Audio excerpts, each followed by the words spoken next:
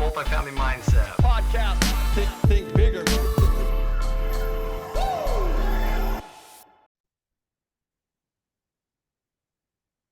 Welcome back to another episode of the Multifamily Mindset podcast. I am your host, Zach Rucker, co-founder of Black Cedar Investments and coach here at the Multifamily Mindset.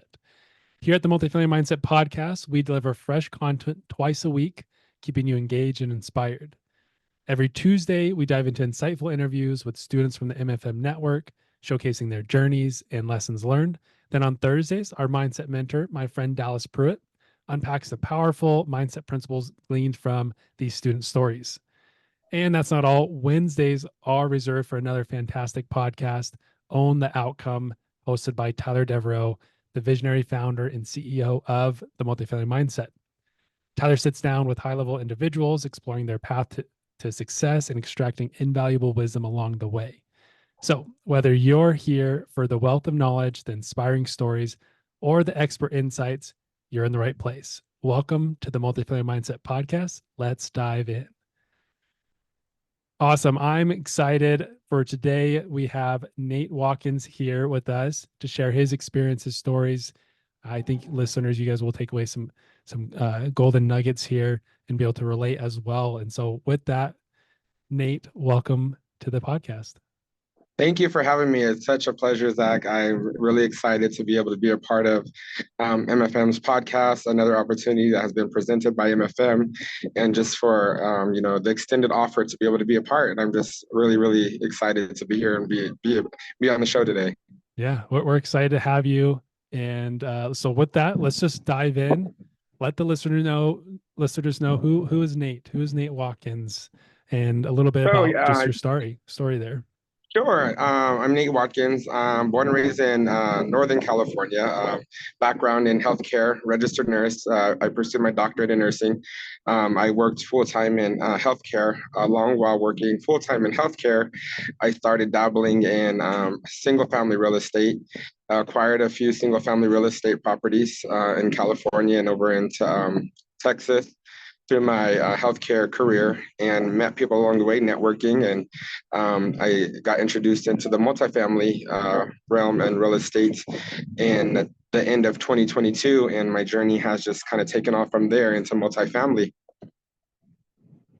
Wow, that's awesome. That's great. So you got a doctorate in nursing.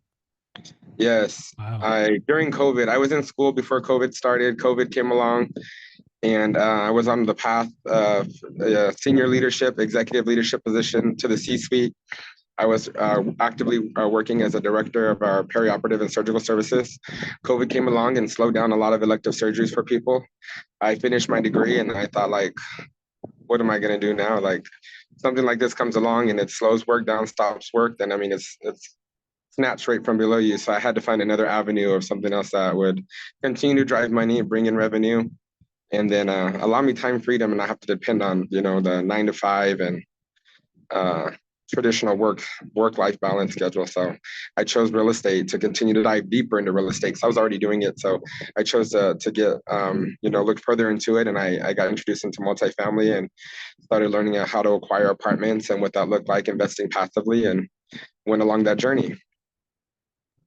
That's awesome. That's awesome. So, diving into more of like the time freedom, your why behind what you do, you got your, doctorate in nursing, you're doing real estate because you needed, you knew you needed something more than just that.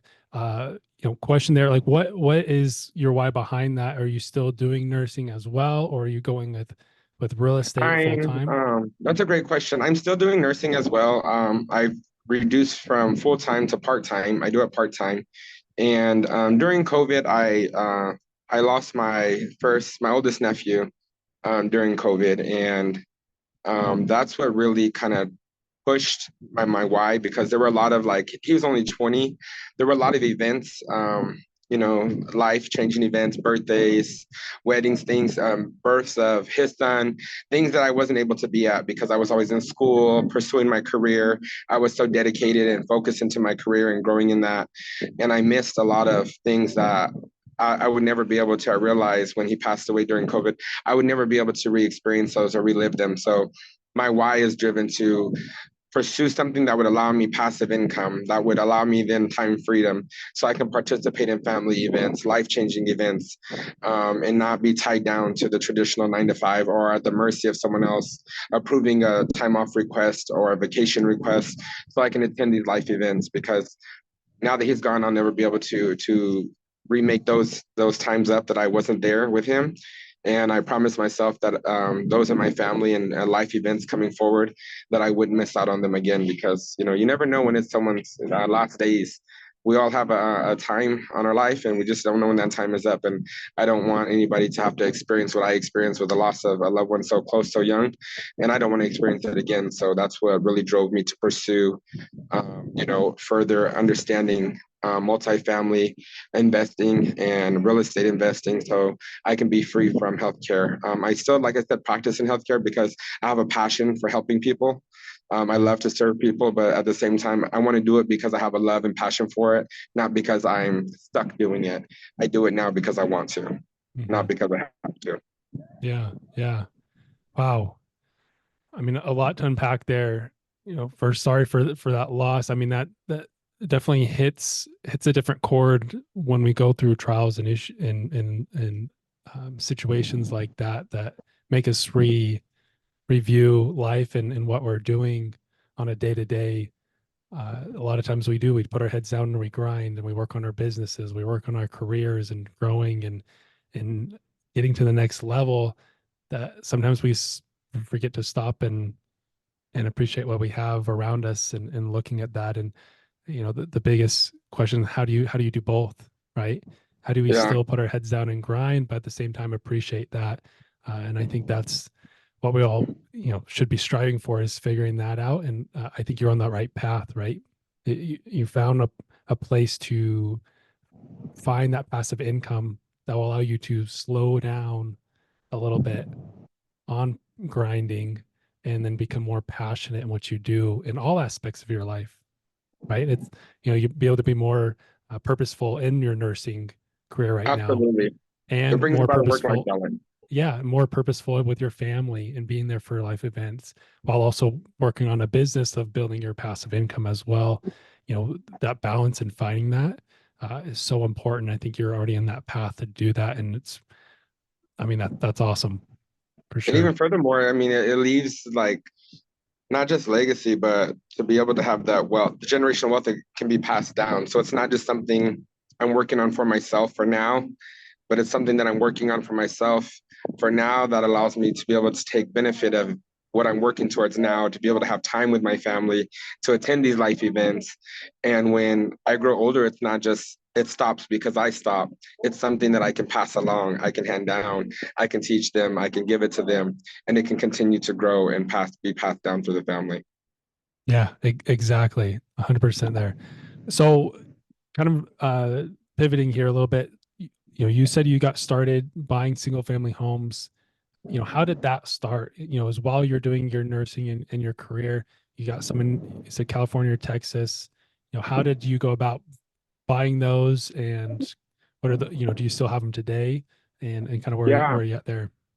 Yeah, good question. So I started in 2012. I bought my first single family home, and it was a 4-bedroom single family home, single bachelor pad, single guy. And so just starting out my career, second year of my career, and inviting coworkers, residents, colleagues from the hospital over. And it just so happened that a couple of residents had asked to rent a room. I had extra rooms because I would let people spend the night when people were over partying and hanging out and things, and I didn't want nobody to drive intoxicated, so I offered a place to sleep. And then it turned into like, hey, I'm in my residency program, I need a place to rent, you have these rooms, do you mind? And I never thought about it. I'm like, sure. So set a small fee, went to an agreement, and rented out one room. It led to another resident asking to the second room, and then the third room. And then I realized, like, hey, I'm living here not paying nothing, and I'm getting passive income from this. This is really, like, income's flowing through, and this is my house, and they're paying everything, and I still have total control. It's not like living with your parents. I don't have no curfew. I'm making all the rules, and I'm living here free. So I did that for 2 years, and then I saw the opportunity to buy a second home about a mile away from that one, short sale home, single family. Purchased it with majority of the furniture already in there from the seller, and rented out. I already had those 4 rooms rented before I closed on the home. People lined up ready to rent rooms, so I put numbers on the door, kind of like a apartment, numbered them, and number the cabinets in the kitchen, laundry room, bathroom, spaces in the refrigerator. Put a automatic door code lock on there, and ran it like a almost like a hotel style. You check in, you go, find your room number, and you stay. And I was operating it without even understanding. I was operating it in the sense of like a small multifamily. Yeah. The 2 single family homes. Hey guys, if you're enjoying this podcast, we'd really appreciate it if you could take a moment, leave us a review and a rating. Your feedback helps us improve and reach more listeners. Plus, we love hearing from you. Thanks so much for your support. So when COVID came, I wanted to expand and buy another, but that was, loans were a little bit more challenging to get during that time because a lot of people were defaulting. And so I saw opportunity to add 3 bedrooms onto the 4-bedroom house. I made it 7 bedrooms and added another bathroom. Wow. For $50,000. So you can't go buy a 3-bedroom, 1-bath house for $50,000. So No I was way. like, so I was renting out 7 rooms in that house and 3 in the house that I lived in. So I was renting out a total of 10 rooms, and I stayed in one, and the flow of income was just more than what I was getting even in my career. And I was like, whoa, this Wow. is crazy. Like the demand is so high and the supply is so low in our area for travel nurses and these residents. They're looking for housing, and they just want to come with, only their clothing. They are here for 1 year, maybe 2. If the residents and travel nurses were at that time, were doing anywhere from 3, 6 to 12 months. And it was flowing. The cash was flowing. They were getting good money from their agency. I started partnering with agencies, and I was like, I got to expand. Like, I have to get an apartment complex. And so that's when I started networking with people and trying to figure out, how do people buy apartments? Like, how does this happen? Found some Facebook groups, read some books, listened to some podcasts. And that's when I started meeting people and learning about it. In the process of doing that, I bought 2 more single family homes during COVID in Texas. With all this massive, crazy money I was making as a healthcare provider, I had to feel like I needed to invest and not let the money go to waste. So I bought 2 more single family homes to model the same process. I currently rent one of them out to a whole single family and the other one by the room in Texas. I have all 4 of the homes still. One of them in Texas, I'm going to get ready to put on the market. I've profited quite a bit of money from that, from having in the last 3 years. So I'm going to get rid of that one and just go down to 1 in Texas and the 2 single families in California. But my money that I'm going to make from selling one of the single family homes in Texas, I will be investing that now into multifamily. In the process, like I said, doing all that, I acquired in November after joining. I joined MFM in July of 2023. We were challenged with if we acquired a property within 6 months, we would get a refund for our 3-day course. And I love a challenge. I accepted. Challenge was accepted. Tyler, I was fortunate enough to have Tyler Deveraux teach our class. And I was like, hey, you better remember you said this, because you're going to be writing a check back for this class. Yeah. Because I'm going to acquire a property in 6 months. And I did that. I did that through networking with people in the MFM Network, social media, the different groups. And I, with some business partners that I met there, formed a group. The 3 of us formed a business.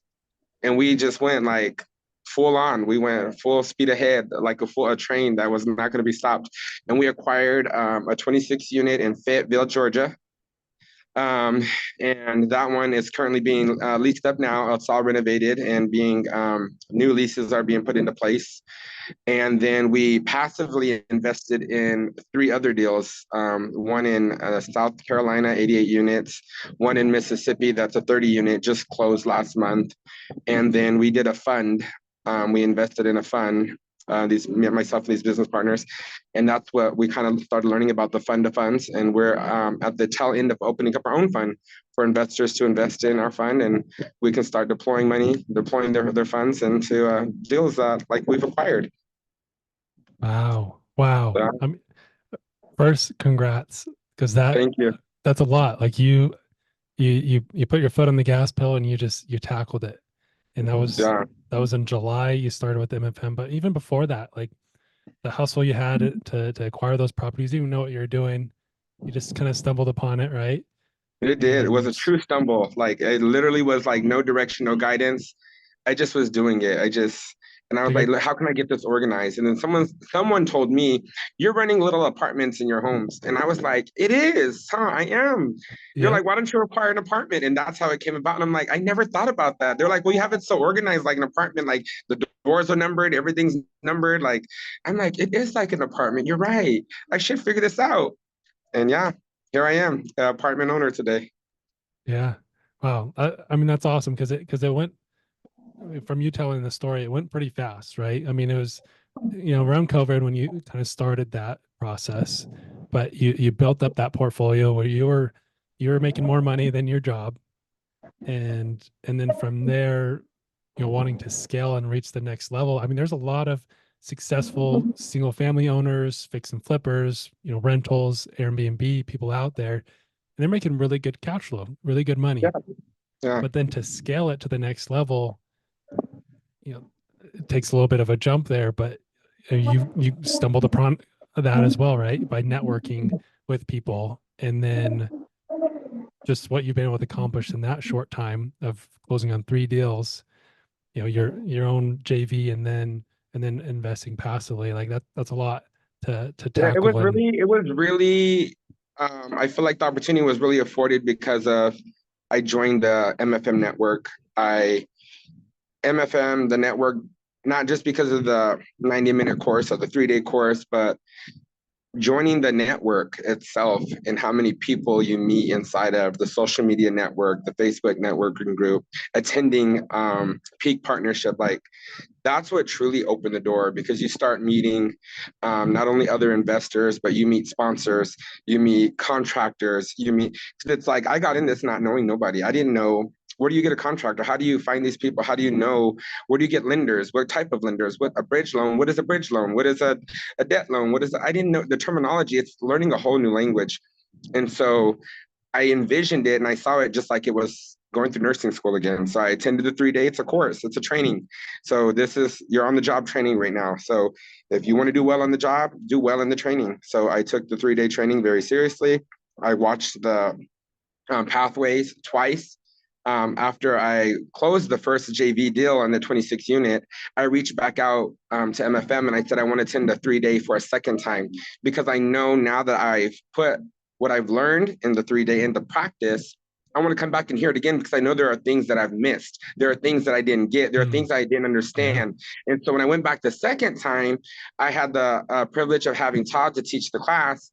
And it was a lot of terminal and things I even had wrote in the book. And I'm like, I wrote that down, but I didn't understand it. I had took my same book with me. And so I repeated the 3 day live course, even though it was offered on the Path 2.0 again. I wanted it in person. I wanted that interaction. And so it just made so much more sense the second time around I went through it. And I'm like, wow, this is amazing. Everybody should watch it a second time or attend it a second time. I mean, the 2.0 path now has a live event recorded on there you can watch, but back then they didn't have that. And so for that to be afforded and the tools that MFM affords to their students to be able to be successful, if they're utilized correctly, they're at the disposal of the student. You can get what you want out of it. There are so many different mastermind groups. I've been a part of another one I joined. I mean, but you're going to get what you want out of it. And I felt like the MFM's curriculum was very structured for the students. They supplied a lot of information. The path can be overwhelming, but you have to take what you want from it and then apply it. And then that's what I did. So I felt like that's what really contributed to my success in a expedited, manner or way. Probably more quicker than most because we really dove into it and I watched it over and over and over again. It's like learning a song. You don't learn the song the first time you hear it. You have to keep hearing it again, and then before you know it, you're singing the song like you own it. that's right. Yeah, it takes me a lot of times. I try to sing, and my wife will tell me not to sing because I just start jumbling words up. So she'll tell me just to stop. So yeah, it takes me a long time to listen to those songs and get them down. But I love that principle right there. Is it takes practice, but you get what you put in to it. Absolutely. Yeah, you put in the money to join these mentorship groups or masterminds, these other groups. You put in the money, but you also got to put in the effort behind that as well. to really reap all the benefits of the network. And I think that's huge to do that, is keep working on it, keep practicing it. You've gone through it before. Maybe you've closed the deal, go back and learn again. And that's the other beautiful thing about this industry, is there's always something to learn. You never stop learning. There's always something to continue to learn and grow and to push yourself.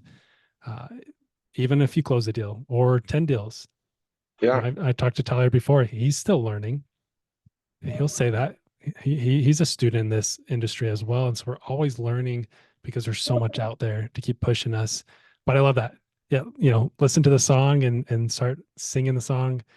Yeah, if you can't I told the two business partners, I envision myself teaching some portions of the 3-day course or the 90-minute or some. I see it. I could see it happening. Like there's other coaches that were in the room that shared their success story during our 3-day. Like I was like, I give it a year and I'll be one of those people back there or up here teaching, or either at a 90-minute with my Aloha shirt on and my Jordans talking about, let's get it. Let's get it. Yeah, let's do it. Yeah, we'll see you there. I'll see you there up on stage talking. That would be sweet. Be awesome. So, to kind of build off of that, were there any times through this, because we kind of went through that and the successes you had, were there any times where you just felt like you wanted to quit, like this was too hard for you? How was your mindset through this process? I would say that there's not only are there times like that, I still have those days. I still have them. Yep. It's like the commitment to get up and be committed to doing it because you're working at your own self pace. There's nobody that's telling you you have to get up and do this. You have to want it because you want it. And you have to remind yourself of your why, which mindset is so important, which is why I understand now, hindsight's always 2020. And looking back on day one of the 3-day event, they make us write on our name tag. They make us write our purpose. They make us write our why. The first pages of the book, they make you write your why. The first assignment homework for the first 3 days, they make you write your why, then come back and tell it. So you constantly have to remind yourself what your why is and why you're going to get up and do what it is that you're going to do. I'm spiritual. I wouldn't say necessarily so much religious, but I'm very spiritual. I love that also about Tyler, which is really what connected me to MFM, because, I love that how you keep plugging a scripture, and like we know that faith without works is dead. Like I believe it, I see it, he's given examples of it, but it just wasn't handed to him. Listening to his story wasn't handed to him. And not only did he share the success of the story, but the trials and the tribulations of the story. And I'm a firm believer that you don't have to put your hand in the fire to know it's going to burn you, which is why I also find a lot of value in networking and connecting with people to find out what it is that they went through, that why they failed and how they failed. So I don't have to make those same mistakes. So there's even a larger power in networking than just how do you get there, but what you don't want to do along the way that will also help you to your success. But it all starts back to the mindset and the why. What's driving you? What are you doing this for? What is your purpose? And I already stated my purpose in the beginning is that I don't ever want to have the same feeling I had at the funeral of my nephew, of wishing I shoulda, coulda, woulda been at some of his life events and spent more time with him and had more memories. And even just creating the obituary, going back and looking through the phone for pictures of us together, and hardly could find any because I just wasn't present. I wasn't there. And I don't want that experience again. And so when I feel tired, when I feel like I'm not getting it, I'm not understanding it, find a way. Well, how are you going to understand it? What's going to get you to get there? Remember, you don't want to be able to have that same feeling, Nathan. Get up and get it. Understand it. Force yourself. And the fear that I initially had in that 3 days is so much information. And even when I logged onto the path the first time, it was overwhelming. And I had to remind myself that fear is only just falsely expecting awful results. And it's because of the unknown. So the only way I got over it is to learn what I don't know. And then the fear will go away. And so that's why I repeated like I said, the 3 day a second time. I watched the path a second time. I still connect and ask people the same questions. Like, you have to it's repetition. And that's what helps me to get over the days when I feel like I don't want to get up and do it and I don't have the energy to do it, or I feel like I'm not getting it. It's not successful. And I'm even telling you, this first JV deal we're going through, it's not the best, but you know what? I'm taking everything that I like what we are learning from this, what's not working, what could have been done differently, and how can I apply that to the next deal? How can I share that with someone else so they don't make the same mistakes? Students behind me, students ahead of me, because some of them haven't even gone through a deal, and they're like, how did you do it so fast? So it's all about, sharing your experiences. And the driver truly of when I don't feel like I'm being successful is remembering my why and really learning the information, going back, doubling back. Yeah. I mean, it's so powerful. It's what keeps you driving forward for sure is those whys, and the ones that fall off, they didn't set their why. They got upset that they had to write about their why instead of learning about real estate at the beginning, right? Well, you said that there's so many spots where you talk about what's your why, write it on your name tag, write it in your book. Uh, Yeah, First thing in the path, what is your why? Write it out, write your story, your success story, right? And there's been people that get upset about that. That doesn't matter. Like I want to get to the real estate. Like just show me how to do a deal. Well, to be able to do a deal, you have to have a strong why, because absolutely. it's not easy. It is hard. None of this is easy. Life isn't easy going into that part of it, but it's the why we do things is what helps push through those boundaries and gets us up to do those. So that was, thank you for sharing that piece. Yeah, of course. It's forever in my head, like my why, my why. And then it's moments like this where I'm like invited to a podcast and on my own time, and like literally like the view is like, if it wasn't, I don't even know how to take the bar off, but like you could see there's ocean, there's beach Yep. behind me. Like I'm sitting on a balcony at my own pace, my own speed, being able to be a part of a podcast and being able to share my story because my why has driven me to be able to have this opportunity. Had I given up long ago, if I didn't have a strong purpose and a strong why, if my mindset wasn't physically strong, then I wouldn't even be here where I am today to be able to share my success and have the stories to tell you about my experiences with SingleFamily, the multifamily, investing in the several LP deals where literally a deposit came today. Today's Monday. A deposit came this morning, and I was like, "What is?" I thought it was a Cash App, and then I logged on, and it was from one of the passive deals we're invested in, and I'm like, "Oh, it's our quarterly payout. Isn't that nice?" You're not even thinking about it, and boom, I'm not even worried about the tenants, the toilets, the Yeah. trash. I have no liability, and there's money. There's money right there, just boom, right in the account. That just made me like smile real big. I was already in a good mood this morning. Like I'm waiting for the podcast to start. That Yeah. came, and I'm like, "This is why we do what we do." Yeah. You know? So Wow. yeah, fighting. Yeah. Yeah. That is awesome. That is awesome. I mean, congrats again on that. It's a good feeling for sure to have that come through. Uh, Thanks, I appreciate it. yeah. So I want to move to our think bigger questions because I think you can really give some good input here. So the first question is, how do you choose to think bigger? Yeah, that's a really good question. It kind of aligns with the my path and my experience and kind of how I've been moving just through life, not only in my career, um, the youngest of five kids. Nobody in my family has obtained a college degree. So when I got my associates in nursing, I thought that was like it. It was a big deal. Like you went to college, you got your registered nurse, you have a associate's degree, you're that's it. You're doing big things. Everybody looked up to me, and then got the first job, and the boss was like, "I'll give you the job today, but you're gonna go sign up for your bachelor's degree. I need you to sign up today." And I'm like, "Oh my God, I don't think I can do it. I didn't think I was smart enough. Like why?" And then she said, "Well, why? Why can't you?" And I couldn't give a definite answer of why I couldn't. If I've already achieved something that was greater in the generations and the previous generations of my family, why couldn't I achieve more? Got the bachelor's degree, got done with that. She pushed me for the master's degree, got done with that. She's like, now you're going for the doctorate degree. And I'm like, God, you're like tougher than my mother in my house. She's my work mom, and I did it. And so it aligned with me even going into single family when I bought my first single family home. And like, I'm the first homeowner, like in my family. That's huge, right? Wow. I mean, now I'm going for a second home. Nobody's owned more than one home in my family. And now you're not a home, period, let alone a first home. Now I'm going for the second, then the third, then the fourth, and now I'm moving on to apartments. So I got rid of the limited belief of this is enough because I've achieved something that something that wasn't already done in the generations prior to me, or something that wasn't done in my realm or my circle of friends or family. You have to take off the limiting belief that you're settling for this is it.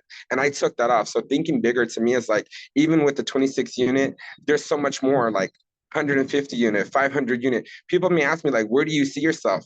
I can't put a limit on that. I can't put a cap on that, because the vision of what God has for me, he's shown me so many times over and over and over. I can bless you beyond your belief, even your thought there, anything you even imagine. So I don't put a belief or a thought on how far can I go. It's endless. It's up to how much work and effort. It goes back to, am I going to put in? And that all stems from the mindset. And the mindset is, what's the driver? And that goes back to the beginning, your why, your why, your why. So it's really, when people join MFM, and I'm even a part of the MAC Advisory Council, as one of the advisors, to hear other students' perspectives. And some people do voice. There's so much emphasis on mindset and, circling your story and your why. Like you said, they just want the meat.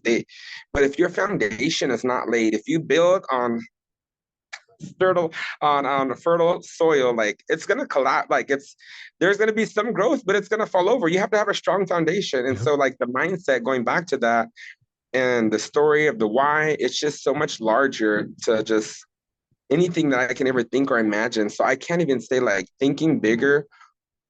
What does that look like for me? What is it? It's endless, is what I would say. It's just endless, because everything I thought big, I've super exceeded it, even in positions, even in my career, like settling for just supervisor and then being a manager and becoming a director. And just I had 5-year goals in my career and 10-year goals. I reached all my 10-year goals by my 3rd year. It was mind blowing. And people say you move so fast. When your mind is set, you're going to achieve it. And that's the thing. It all goes back to mindset. So you ask the question, like, thinking bigger, what is thinking bigger for me? What does that look like for me? It's like, I can't even give you an exact vision of what that is, because it's beyond my belief. It's beyond my vision. It's endless. You can't put a cap on it. It's overflowing. Wow. Yeah. I love that. I love that answer, that it keeps going. It keeps going. There's no cap on it. The way you choose to think bigger is you open yourself up to opportunities.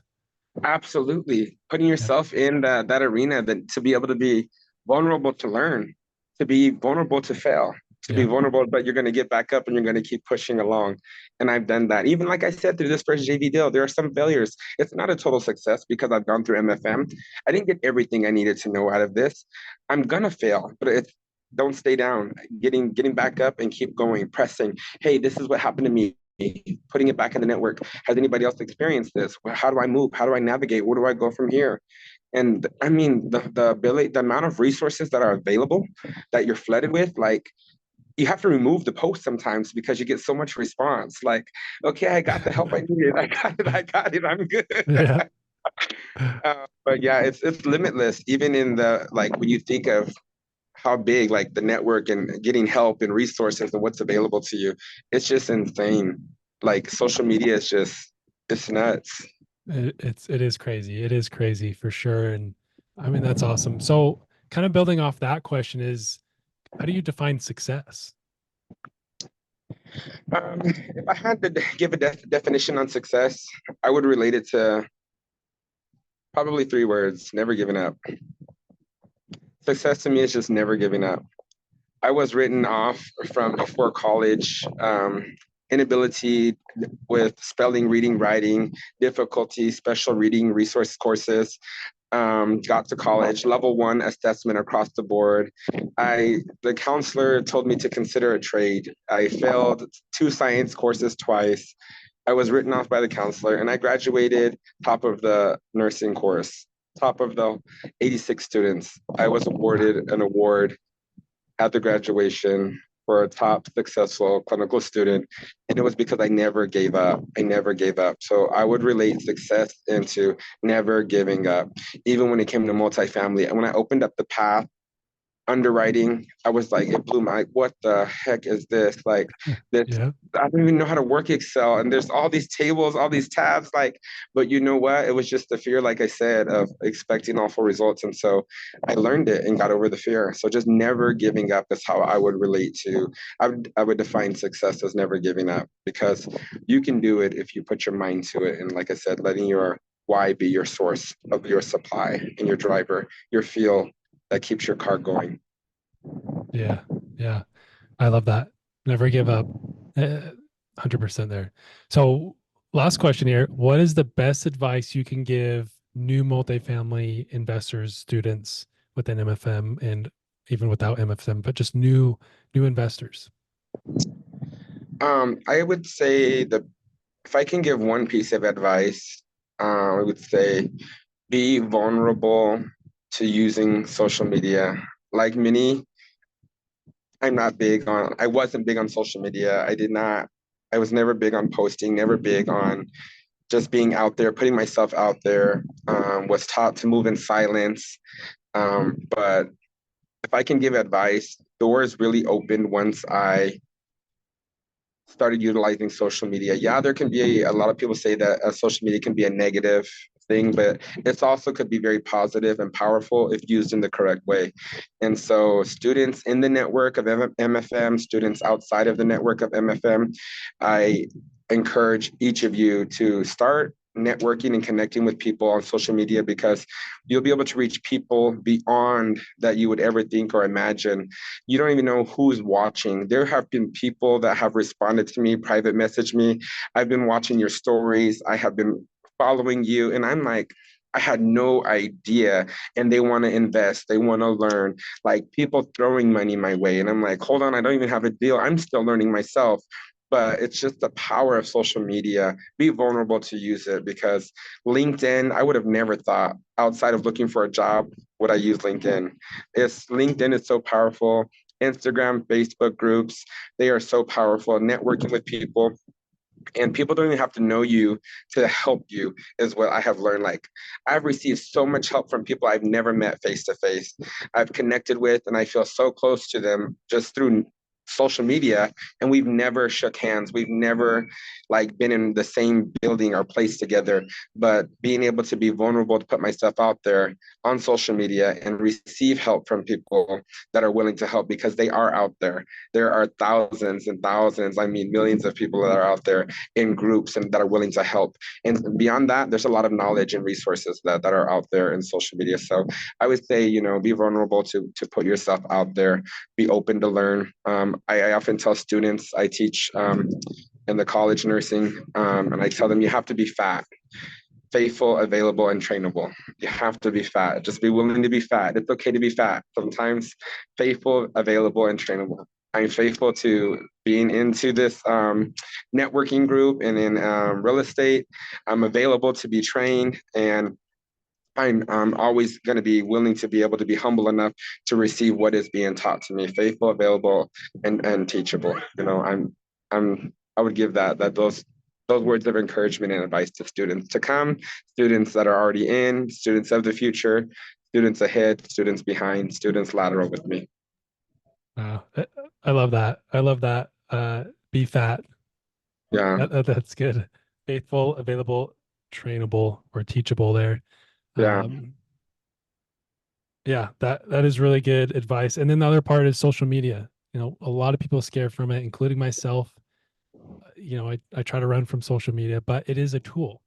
And when you approach it as a tool, it can be very powerful for your business and providing opportunities to you, because you're right. You highlighted that is it gives you outreach to people that you wouldn't normally be able to reach if you were stayed off of that and you just stayed in your circle of influence that you immediately have.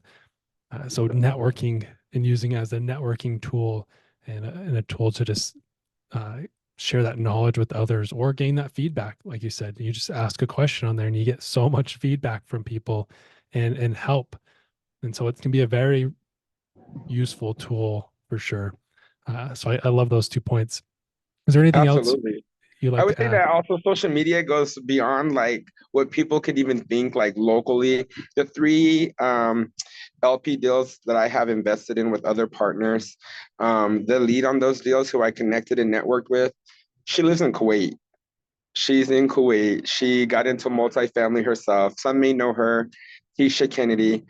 And I met her through social media. I literally met her through social media, and she lives in Kuwait. And she started with single family and quickly went from like no doors in multifamily to over 500 in a year's time, 18 months time. And like now I'm connected with her as a limited partner, investing in on some of her deals, and now open to, when I get my fund open, to be able to be a co-GP on her deals with her and her other partners, simply because I allowed myself to be vulnerable and opened up on social media.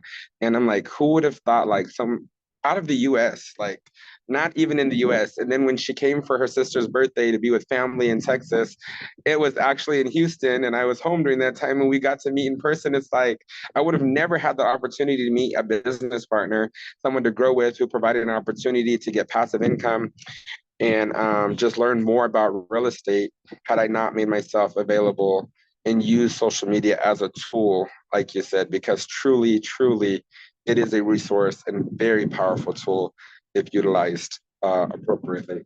Yeah. Wow. Yeah, it's such a cool experience to have that.